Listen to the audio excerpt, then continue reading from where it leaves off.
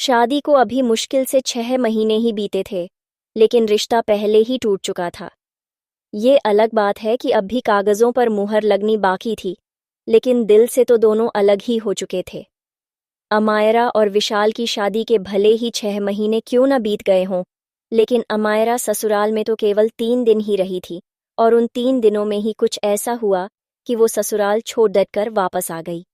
अमायरा अपने मायके वापस आ चुकी थी, थकी हुई, टूटी हुई और सबसे ज्यादा खुद से नाराज। उस दिन सुबह सुबह सुबह फोन की घंटी बजी, और जैसे ही अमायरा ने फोन उठाया तो फोन पर विशाल की मां रिया की आवाज सुनाई दी। बेटा, दादी की तबीयत बहुत खराब है, अगर तुम घर आ जाओ तो शायद उन्हें थोड़ी राहत मिल जाए। आज भी दादी को वो तुम्हारा 3 दिन ससुराल में रहना याद आता है, और वो चिप छिप कर रोटी रहती हैं। अमायरा खुद से नाराज थी, लेकिन एक पल के लिए सोचने लगी कि वो उस घर में कैसे रह सकती है जहां विशाल भी है।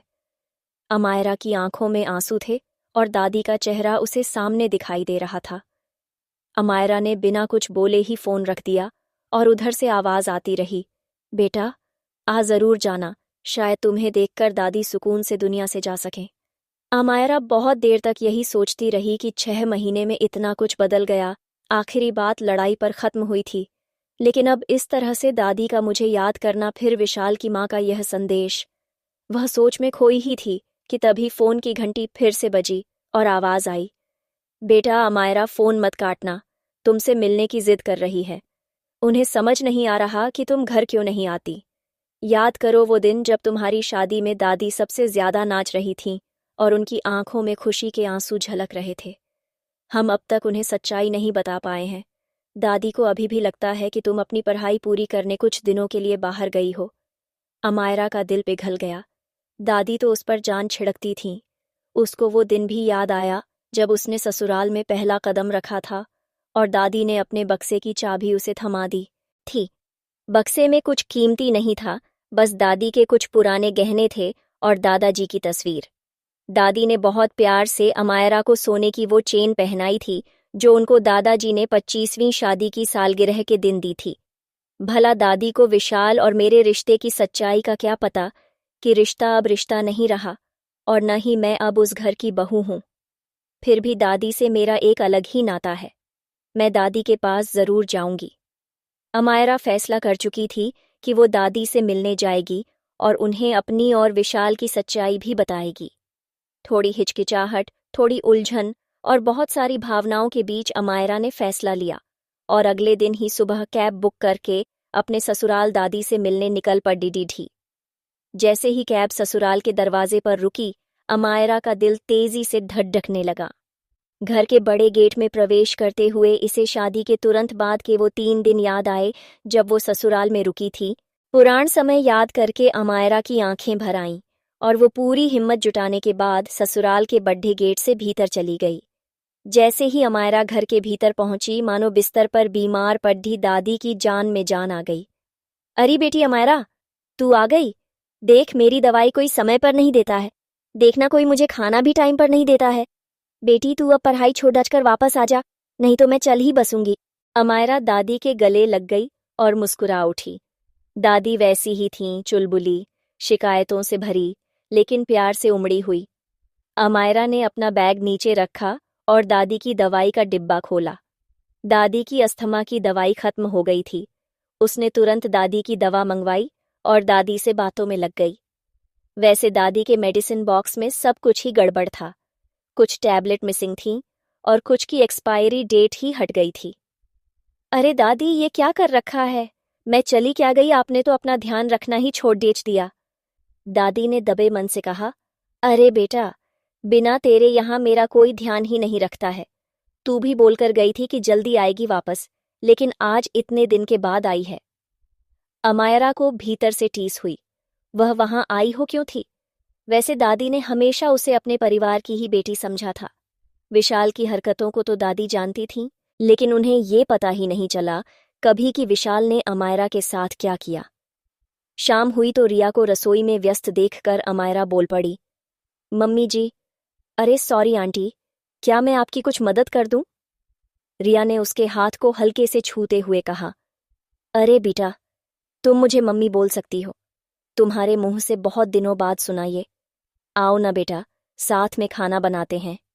रसोई में पकने वाली गट्टे की सब्जी की खुशबू, चूल्हे पर छनकती कड़छी और सास बहू की हंसी ठिठोली, दोनों के बीच एक अलग रिश्ता दिखाई दिया, मानो पक्की सहेलियां काफी दिनों बाद मिल रही हों।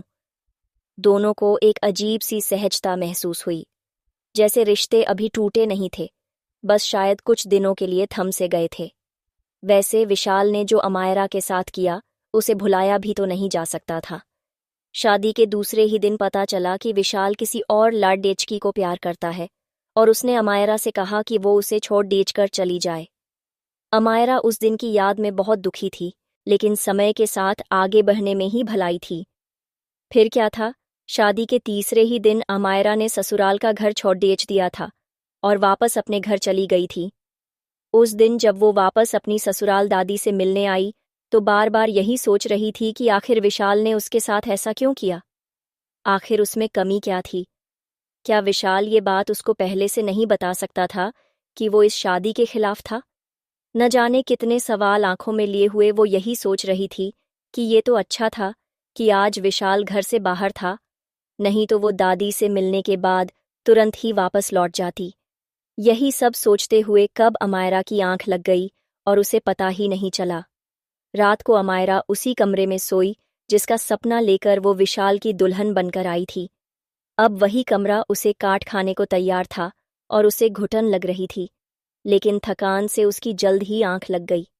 अगले दिन जब सुबह अमायरा की आंख खुली तो उसने पूरे घर में गहरी खामोशी महसूस की। दादी के कमरे में जाकर देखा तो दादी मुस्कुरा उठीं और बोलीं, बेटा, इस घर में सब ठीक है, लेकिन हंसी खुशी नहीं है। जब से तू गई है, घर जैसे अधूरा सा लगता है। विशाल भी पता नहीं क्यों परेशान ही रहता है और एक कमरे में ही बंद रहता है। आज तो ऑफिस के काम की वजह से 6 महीने बाद मनाली गया है। अमायरा ने तभी दादी के कमरे की दीवार पर देखा, जिसमें उसकी शादी की फैमिली फोटो लगी थी। फोटो में विशाल और अमायरा दोनों खुश नजर आ रहे थे, लेकिन अमायरा के चेहरे पर एक अलग खुशी दिखाई दे रही थी। अमायरा का दिल बैठ गया, फिर खुद को समझाया जिस पर उसका हक ही नहीं था, उसके बारे में सोचना भी क्या। दोपहर को रिया रसोई में खाना बनाने के साथ कुछ खोज रही थी। तभी अमायरा ने पूछा कि वो क्या ढूंढ रही हैं। रिया चौंक गई और मुस्कुराती हुई अमायरा से बोल पड़ी कि वो अपने सपने खोज रही है। कुछ ऐसे सपने जो उसकी एक डायरी में सिमट कर रह गए थे, कुछ ऐसे पल जो उसको शायद एक गृहिणी से हटकर कुछ बना सकते थे। हाँ, रिया का भी एक सपना था कि वो अपना एक बुटीक खोले, और हो भी क्यों ना उसने फैशन डिजाइनिंग का कोर्स जो किया था। रिया अमायरा को यही बताते हुए तेजी से हंस पड़ी और बोल उठी कि उन्हीं सपनों को खोजने चली थी आज। लेकिन छोड़ो ना, तुम अपनी कुछ बताओ बेटा। डायरी मिलते ही उसमें रिया की डिजाइन से भरी स्केचबुक थी। सूट, ब्लाउज, ड्रेसेस और भी बहुत कुछ छिपा था उस डायरी में। अमायरा बोल उठी, अरे मम्मी, ये सब आपने बनाया? ये तो कमाल है।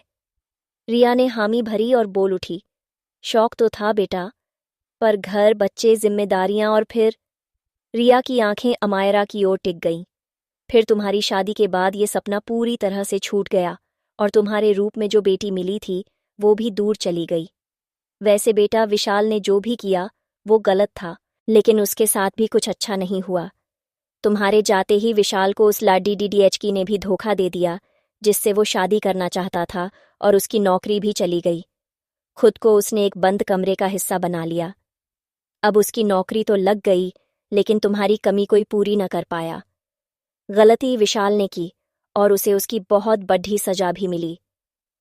अमायरा खामोश थी, विशाल के बारे में सोच रही थी, लेकिन खुद से ही एक लड़ाई में उलझी हुई थी। अमायरा को इस बात की कभी खबर ही नहीं थी कि विशाल के साथ भी इतना सब कुछ हो गया था। शायद वो अपनी गलती की सजा भुगत चुका था। उसे एहसास हुआ कि कभी कभी रिश्ते सिर्फ पति पत्नी के नहीं, सपनों के भी होते हैं। उसने तुरंत कहा, मम्मी, इस बार हम बुटीक का फाइनल प्लान बनाएंगे। रिया ने हैरानी से देखा, लेकिन अमायरा के चेहरे की चमक इतनी सच्ची थी कि उन्होंने सिर हिलाकर हामी भर दी। शाम को जब विशाल आया, घर का माहौल देखकर वो रुका और अमायरा से पूछा, तुम ठीक हो? अमायरा ने हामी भरी और एक शब्द कहा, हाँ, दोनों के बीच एक चुप्पी थी, लेकिन यह चुप्पी पहली बार असहज नहीं थी। विशाल ने आगे बढ़कर कहा, दादी बहुत खुश हैं कि तुम आई हो। सच कहूं हम सब बहुत खुश हैं।